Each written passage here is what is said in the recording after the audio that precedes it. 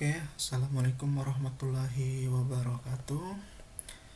Di video kali ini saya akan menjelaskan salah satu materi dari hukum-hukum dasar fluida statik, yaitu materi hukum Pascal ya. Oke, kita buka. Nah, kita mulai saja langsung. Hukum Pascal. Jadi di sini kalian bisa melihat simulasi sebuah jarum suntik yang telah diisi air dan ujung jarumnya itu diganti dengan balon yang telah diberi banyak lubang. Nah, apabila piston pada bagian atas jarum suntik itu kalian tekan, maka air yang akan keluar itu dengan pancaran yang kuat di setiap lubang pada balon. Nah, kenapa?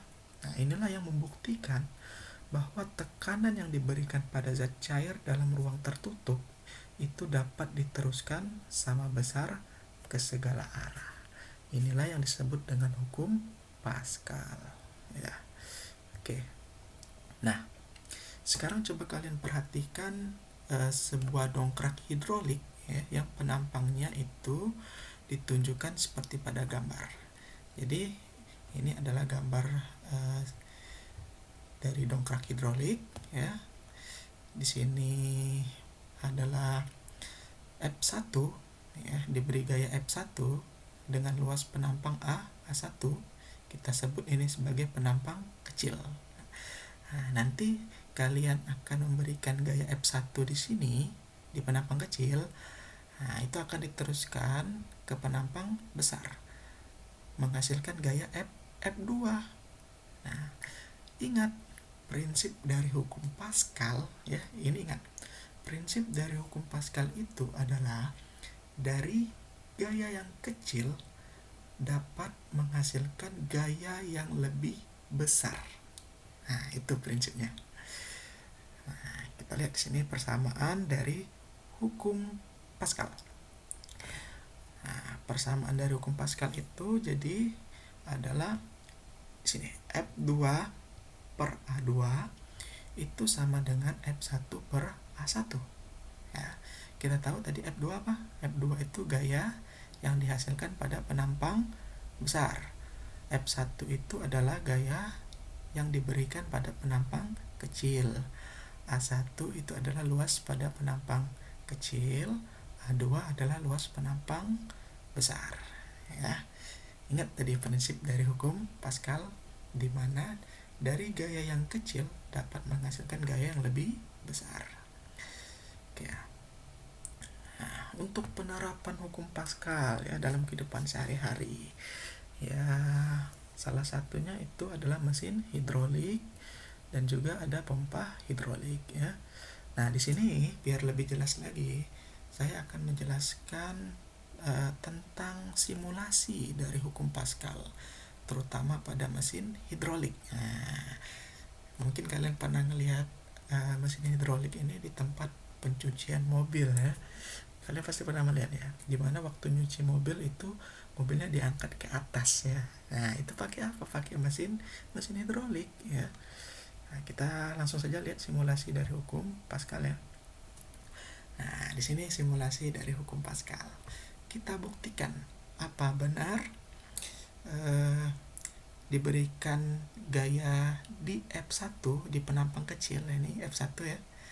Apakah benar nanti akan menghasilkan gaya yang lebih besar di penampang yang besar ini ya, di F2. Nah, apa benar akan menghasilkan gaya yang lebih besar?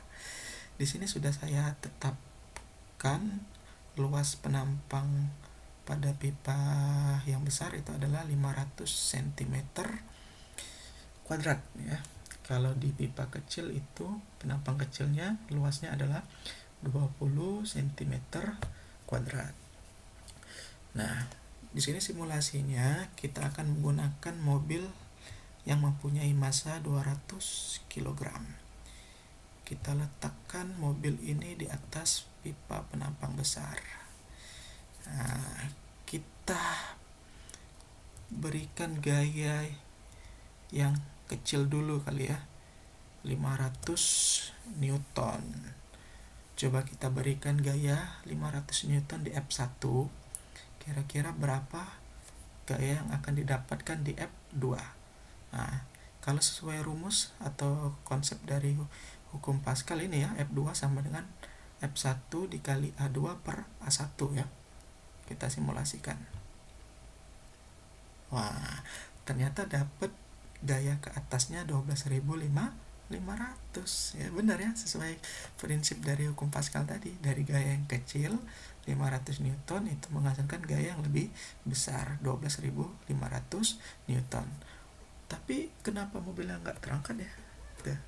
Nah, jawabannya kenapa mobil tidak terangkat, karena mobil ini mempunyai beban 19.600 Newton. Nah, bebannya lebih besar gayanya dibandingkan dengan gaya ke atasnya F2 ya. Makanya mobilnya nggak terangkat. Maka biar mobilnya terangkat kita kasih gaya F1 nya lebih besar ya. Coba kita kasih 1000 Newton tuh ya.